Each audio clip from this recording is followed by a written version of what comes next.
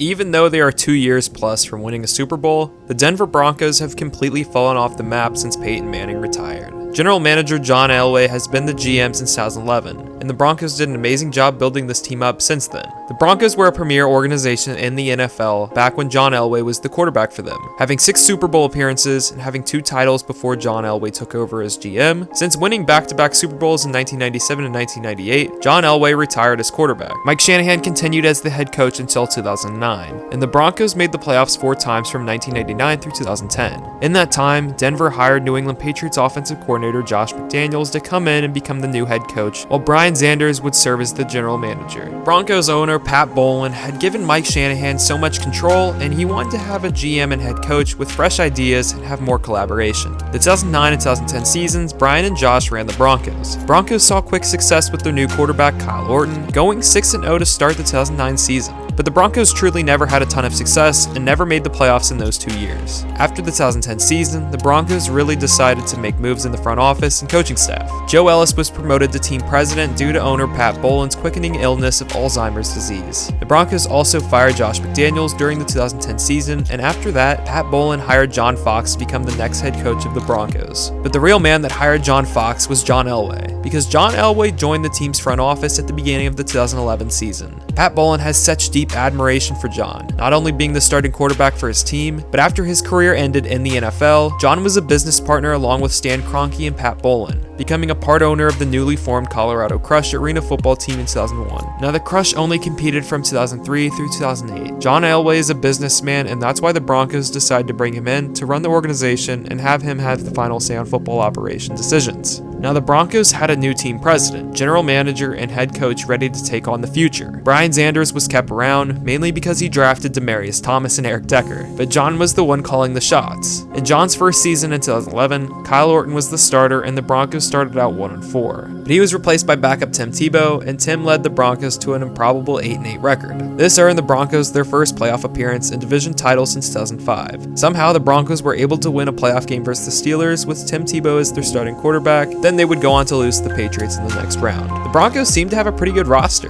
Led by rookie defensive end Von Miller on defense, they needed a face for the offense. Tim Tebow was not in John Elway's plans, because after the 2011 season, Colts quarterback Peyton Manning was going to become a free agent, and in March of 2012, the Broncos reached a 5-year, $96 million contract with Peyton Manning to become the next quarterback of the franchise. The 2012 season was a huge success for Denver. They finished with a 13-3 record, and Peyton Manning won Comeback Player of the Year. But the Broncos suffered a devastating loss to the eventual champions and the Ravens in the divisional round. But the 2013 season was one of the best offensive showings from a team you will ever see. They set the record for the most points scored in a single season with 606 points, and have the second most yards per game average from an offense in a single season. They averaged 37.9 points per game, which is the second most all-time. Peyton Manning threw for 55 touchdowns that season, which is the most all-time, and he threw for 5,477 yards, which is the most all-time in a single season. Broncos had a great offensive line, and weapons like Demaryius Thomas, Wes Welker, Eric Decker, and Julius Thomas. Manning had one of the best seasons in NFL history, and it was fun to watch considering his career was in jeopardy.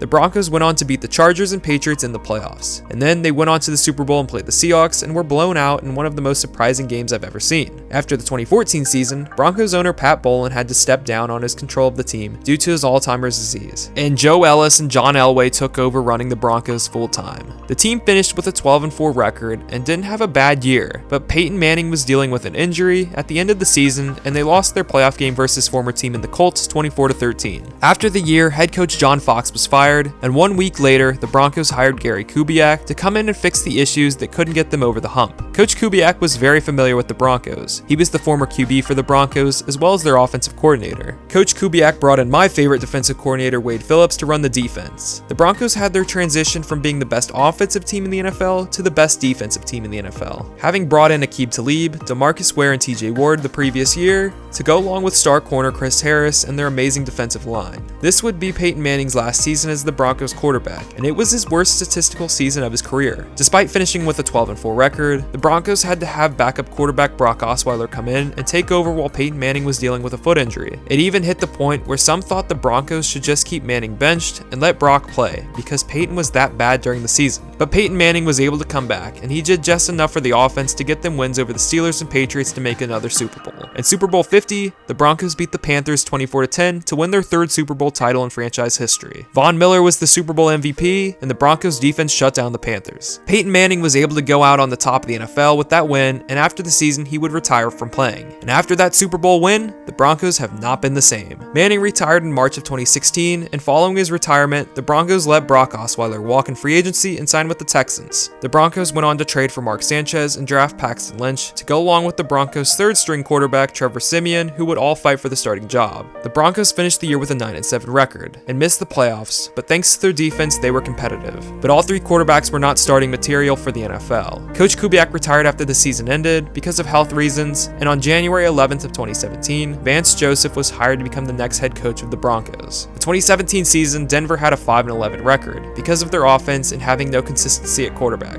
and they thought they were going to get their quarterback issues fixed before the season started this year, with the Broncos aiming at Kirk Cousins in the offseason, but they had to settle for Case Keenum. And still, the Broncos don't seem to have the quarterback position right, because Case looks average at best, with an outlier season coming with the miracle season in Minnesota. Vance Joseph has not been able to get the offense going because he is actually a defensive coach to begin with, and the Broncos need someone like Gary Kubiak to come back controlling the team and fix the offense. So the real reason the Broncos have had such a downfall has a lot to do with John Elway more than anything else. John basically runs the Broncos, since Pat Bowlen no longer has so much control of the team because of his health. Basically, the only person that could fire John Elway is himself. John hasn't been that bad at finding coaches because John Fox and Gary Kubiak were great, but Vance Joseph is the outlier. I would be stunned if the Broncos didn't fire Vance Joseph before or after the season. And hopefully, they hire an offensive coach and bring in a defensive coordinator that is good. Now, John has also not been able to draft or bring in the right quarterbacks. I mean, getting one of the greatest of all time in Peyton Manning can cover up a lot of holes, but Brock Osweiler, Trevor Siemian,